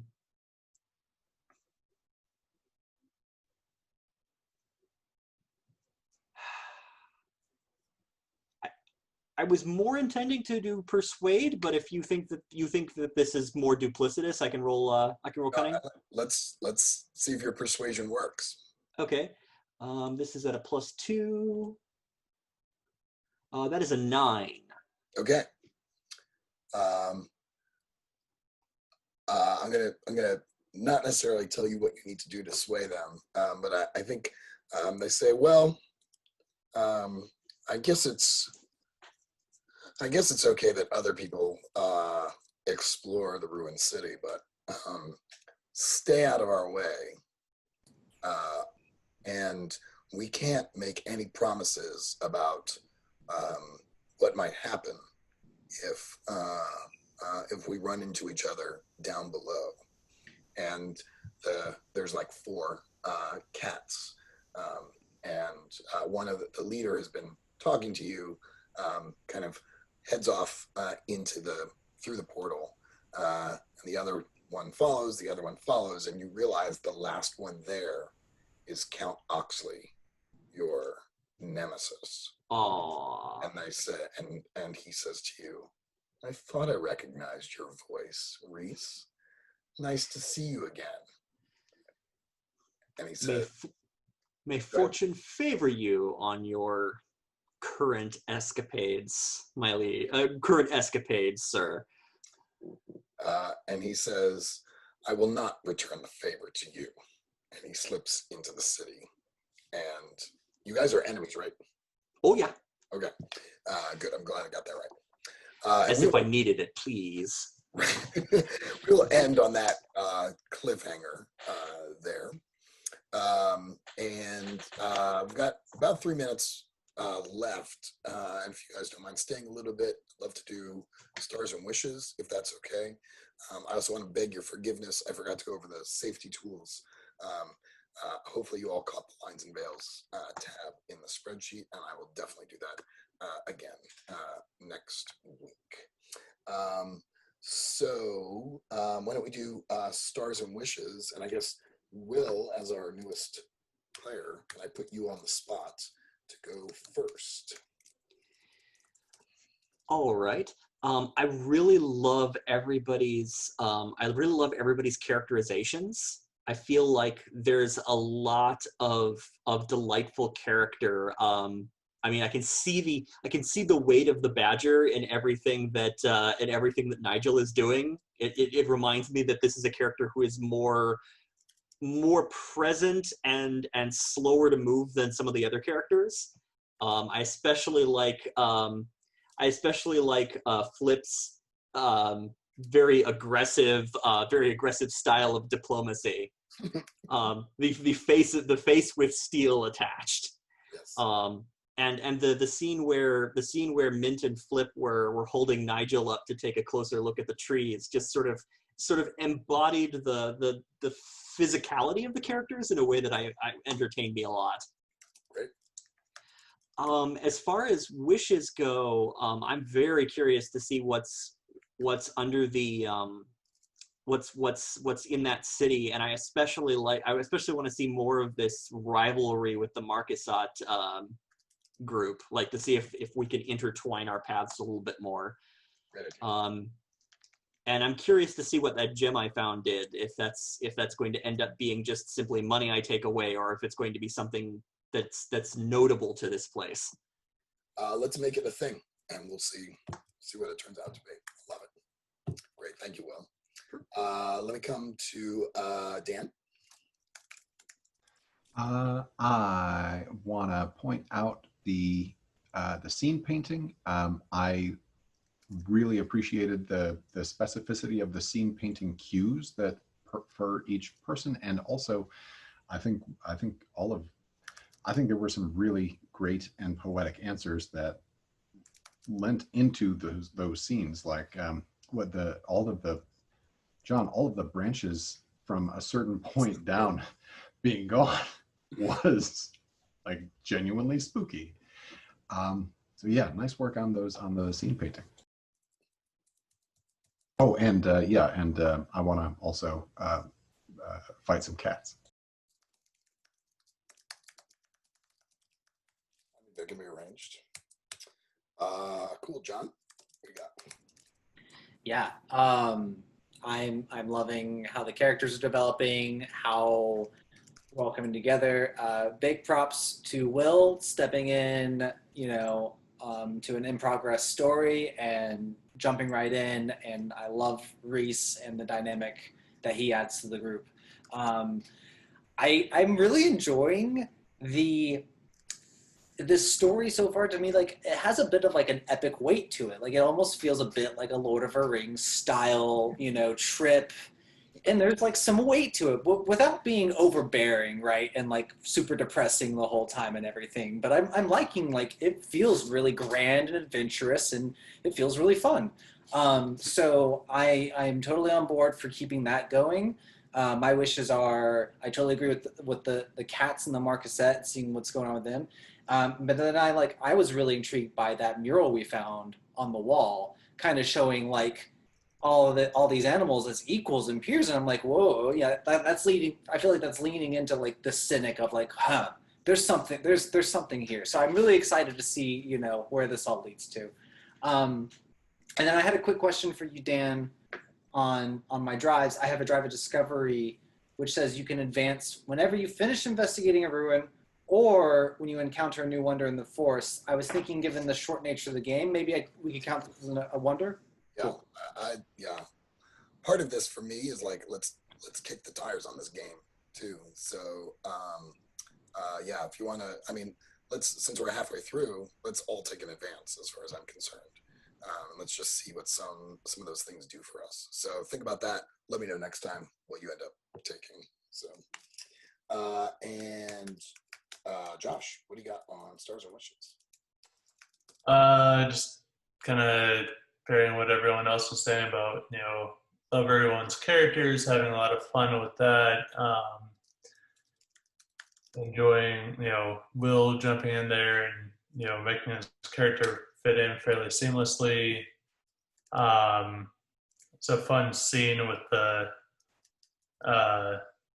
tank thing coming through. Like, I was not expecting that. Me neither. And then, I really liked, like they were saying about the paint the scene. I liked how, you were very specific with, like, you asked me about, what technology specifically with the door and that kind of thing. So I like that a lot. And then, I don't know, it's been a lot of fun. Don't have any particular wishes. Just my wish is that I do for sure make it next week. There's a possibility that I might not be able to, but I think I will. Okay. So. If you know ahead of time, let me know. Either way, but whatever. Yeah, I'll let you know as soon as I know. But I'm pretty sure because I've got family coming into town, so. But I'm like, I'm spending like all weekend with them and whatnot. So. Do what you got to do. It's a crazy time. So, stars for me. One of the things that I think a lot about as a GM is just sort of energy at the table. Like, are we all engaged? And I think it's hard to do in person. It's harder to do remote. And you all have just been really, really engaged, which I really appreciate. One of my hypotheses is that getting the characters to interact with each other, like in a sense, disintermediate the GM from the game altogether and just let you guys be your characters with each other, creates that energy. And just start everyone for diving in when I say things like, I want to hear what that conversation sounds like. You all participate, you all take a turn. And to me, those are the high points for me, just listening to you all narrate your characters and embody your characters in that way with each other. I love that. I love that stuff a lot. So, and shout out to Will for just jumping in, rolling up a character as we were playing the game, building the plane as we were flying. So thank you for doing that. It's really hard for me to come up with a wish here because I'm really enjoying every second of this game. So I really am curious at how reluctant players are to do combat, which, puts things in front of you and it's like, actually, I'm just going to slip away over here and not even do combat, which to me says, is there a design flaw in the game where so much of the moves have to do with combat and the games we want to play maybe don't involve a whole lot of fighting? So maybe we'll try fighting some cats next time. It sounds like there's some interest in that. But I'm really curious. I guess my wish is I can't wait for us to uncover some of the secrets of the city. So I will leave it at that. I'm going to stop the recording.